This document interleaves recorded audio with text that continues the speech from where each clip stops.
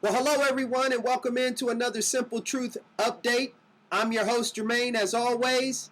Just came across an article in naturalnews.com that will just utterly shock and amaze you. Okay, so here is the article I want to share with you. It's a bit of a lengthy article, but I want to go through it. You can go and look up the information yourself on naturalnews.com, but I just had to report on this once I saw this story. So let me get into this. The title of the article is Shock Revelation. City of Aurora, Colorado would have arrested anyone who stopped the Batman massacre with a concealed weapon. Would have stopped anyone that would have helped? Before I get into the article, ladies and gentlemen, this is a direct attack on the Second Amendment. So if you were legally able to carry a weapon, and if you would have acted to help your fellow man by taking out this crazed gunman, and from my previous video, you saw what he looked like. He looked like he was some kind of character out of a cartoon, to be honest. But if you would have stepped up to help your fellow man, you would have been treated far worse than the actual shooter. Let me get into the article. The article reads, 2 days ago, I asked the common sense question, why didn't anyone fight back against James Holmes, the shooter who shot so many people in the Batman movie theater?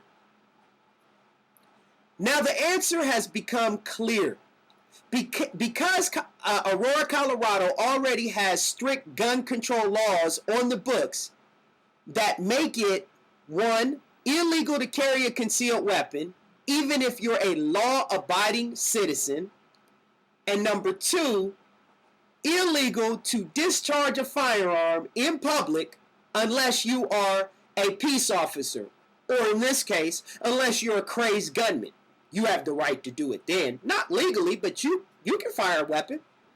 Thus, any person who would have shot James Holmes and stopped the massacre would themselves have been arrested as a criminal. The article goes on to say, in Aurora, Colorado, it is illegal to stop a massacre. I cannot help but think if one person in that audience was carrying a gun with them, that person could have saved lives. Unfortunately, despite what some of the left have said, this tragedy is an example of the importance of our Second Amendment rights, reports Ron Meyer at CNS News. Crime rates alone of cities such as Chicago and Washington, D.C. prove that gun bans only increase crime. The D.C. police response rate is 8 minutes. Most crimes are done in less than 1. Gun bans create a trouble-free world for criminals, considering no one can defend themselves. As lawful FBI background-checked individuals with a concealed carry permit, if I had been present in the Aurora, Colorado movie theater during this shooting, I would have been arrested and charged as a felon for discharging my own firearm aimed at James Holmes. That was the shooter. It is apparently a crime to defend innocent lives, protect children, stop a shooting, and end a massacre in Aurora, Colorado. It is a crime to protect your own children from violence. The article goes on to continue, ladies and gentlemen. Violent criminals now know to target Aurora, Boulder, Broomfield, Longmont, and other gun-banned cities in Colorado. According to current Colorado law, it is illegal to carry a concealed weapon in all the following cities: Aurora, Boulder, Broomfield, Colorado Springs, Denver, Inglewood, Lakewood, Littleton, Longmont, North Glen, Pueblo, Thornton, Westminster, and Wheat Ridge. It is illegal to even own a large number of firearms in Thornton and Lafayette. In Aurora, it is illegal to carry a firearm in a vehicle. Thus, even driving to a movie theater with a firearm in your own car makes you a criminal. Well, that's quite obvious. The person who came to the movie theater probably drove there and he had a gun with him. These laws did not stop James Holmes from driving with a loaded gun in his car, along with explosives that were also found in his car. Once again, this demonstrates that gun control laws only disarm the public while allowing criminals to have free reign over a completely helpless public. Here are some of the other gun control laws that already exist in Aurora. Number 1, dangerous weapon includes a firearm. Revocation of license for furnishing a firearm to a minor or someone under the influence. Window displays cannot include firearms with barrels less than 12 inches long. Unlawful to carry concealed dangerous weapon. Unlawful to discharge firearms unless by law enforcement on duty or on a shooting range. Well, before I continue, how is discharging your firearm on a shooting range going to help people when they're in trouble? And as you heard before, most crimes happen in 1 minute, and the response time is normally 8 minutes. Well, I guess if something breaks out and you're hoping that law enforcement is going to help you, you're 7 minutes too late. Let's go on here. Unlawful to possess firearm while under the influence of intoxicant. Unlawful to have loaded firearm in a motor vehicle. Unlawful for a juvenile to possess a firearm. The article continues. By definition, criminals do not abide by such laws. Really? Seriously. Notice again that none of these laws stop James Holmes. By definition, criminals do not follow these laws. Thus, the only real impact of gun disarmament of the public is to create yet more victims by making sure the honest, law-abiding citizenry is completely defenseless against criminals. So this answers my previous question of why nobody shot back. The answer is that all law-abiding citizens left their guns at home in order to comply with Aurora gun control laws. This is precisely what allowed the massacre to produce such a high body count. Had just one person been in the audience with a concealed carry permit and a loaded firearm, they could have shot back and ended the massacre. The number of dead could have been sharply reduced. Lives could have been saved. Mass shootings can be stopped. People need to arm themselves with the facts and with weapons. If one law-abiding person in the theater had been carrying a gun, lives could have been saved, writes Hillary Cherry at CNS News. And we'll go on with the article. Gun disarmament really means gun concentration in the hands of government. A disarmed public is helpless against crazed shooters. The government wants you to believe that the answer to all this is yet more gun confiscation from law-abiding citizens. This makes about as much sense as trying to fight a fire with throwing gasoline on it. If the reality is that police can't protect you and that honest, law-abiding citizens are forced to leave all their guns at home, then how are violent criminals who ignore laws, of course, supposed to be stopped by forcing even more restrictive gun control laws onto the victims themselves? The Aurora, Colorado shooting victims died in their seats because they could not shoot back.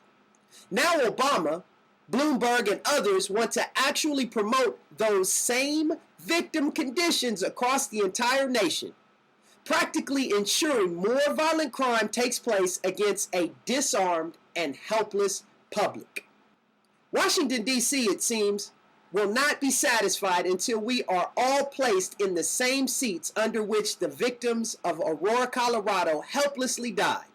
We are all to be made powerless, defenseless, and totally dependent on government employees with guns, i.e. police, instead of having the right to defend our own families against random acts of sudden violence. Now it all makes sense. Aurora, Denver, and Boulder will be the perfect targets for future massacres because violent criminals who want to kill as many people as possible are smart enough to understand their odds are better when nobody can shoot back. This is why Hitler disarmed the Jews, of course, before sending them to the gas chambers.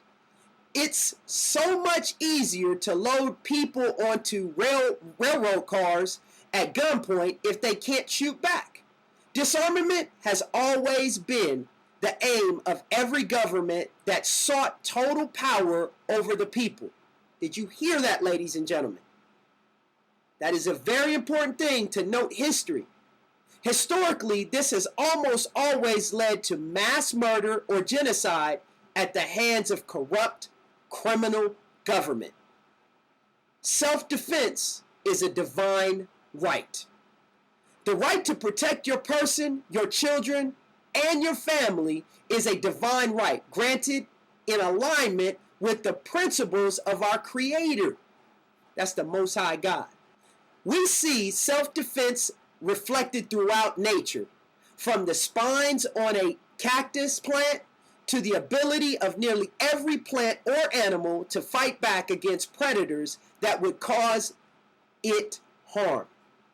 The United Nations, which is an evil, destructive force of global domination, does not recognize the fundamental human right of self-defense.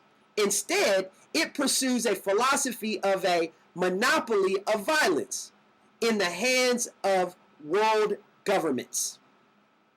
The United Nations, in other words, is not truly anti-gun. It simply wants all the guns in the hands of the government. It simply wants all the guns in the hands of government workers and none of the guns in the hands of the people. Remember, this is about gun control. No government seeks to eliminate all guns. It only seeks to monopolize the guns in the hands of government and thereby creates a so-called monopoly of violence to be used against the people. You don't hear governments, for example, say they're going to disarm all their police, disarm the FBI, disarm the ATF, and disarm the military. That would be disarmament, if really true. No, what they propose is selectively disarming only the public while concentrating the monopoly of violence in the hands of the government. This creates a dangerous imbalance of power, especially given that cities and states are sharply cutting back on law enforcement budgets due to increasing debt. The police simply can't protect private citizens from violence, and the recent shooting in Aurora, Colorado absolutely proves it. Let there be no doubt that dialing 911 and screaming for help does about as much good as crossing your fingers and wishing for a magical genie to appear and take out the bad guy. But we don't need magical genies to do that job. We already have millions of law-abiding citizens all across the country who responsibly carry concealed weapons, acting as powerful deterrents to outbreaks of violence. Those citizens pass background checks, they get fingerprinted, they must pass training courses to show competency in handling firearms, but citizens who can stop crime are not welcomed in Aurora, Colorado. Because stopping a massacre in Aurora is a crime.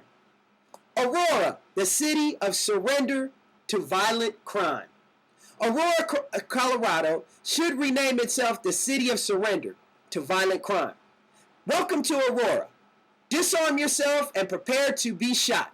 Because even though you're not allowed to protect yourself, our police force is so thin and spread out that we can't protect you either. Good luck. Mass shootings can be stopped. They can be stopped by private citizens working with the same aims as peace officers to stop the violence immediately, thereby saving lives. It is astonishing that cities like Aurora, Colorado do not allow citizens to protect themselves against violence. The deaths of those 12 victims rest squarely on the officials of the city of Aurora, who deliberately created an environment of total helplessness that directly led to the unnecessary deaths of innocent people, including young women and children. City and state officials of Colorado are, in my view, negligent in these deaths and should be sued by the families of the survivors for criminalizing self-defense. Shame on those officials.